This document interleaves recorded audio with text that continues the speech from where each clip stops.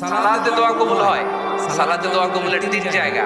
একটা হচ্ছে তাকবীরে তাহরিমার পরে আমরা সানা পড়ি না, আমরা তো একটা পড়ি।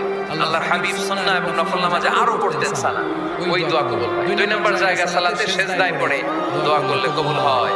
আকরাবু মা ইয়াকুনুল আবদু মির রাব্বিহি ওয়া হুয়া সাজিদ ফাকসিরু ফিহি দুআ। বান্দা যখন সিজদায় লুটিয়ে পড়ে বান্দা আল্লাহর সবচেয়ে কাছে চলে যায়। এটা কিন্তু বিশ্বনবী বলেন সিজদাটা তোমার রবের কুদরতি পায়ের উপরে পড়েছে। সিজদায় পড়ে দোয়া করে। সালাম ফিরানোর আগে বিশ্বনবী দোয়া করতেন, লা ইউসাল্লিমান্না আহাদুকুম হাত্তা ইয়াতাআওয়াদা মিন আরবা'a।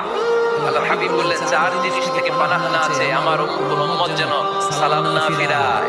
তারা যেন পড়ে আল্লাহুম্মা ইন্নী আউযু বিকা মিন আযাবিল কবর, আউযু বিকা মিন আযাবি জাহান্নাম, আউযু বিকা মিন ফিতনাতিল মাহইয়া ওয়াল মামাত, আউযু বিকা মিন ফিতনাতিল মাসিহিদ দাজ্জাল। আল্লাহ কবরের আযাব থেকে বাঁচাও, আল্লাহ জাহান্নামের আগুন থেকে বাঁচাও, আল্লাহ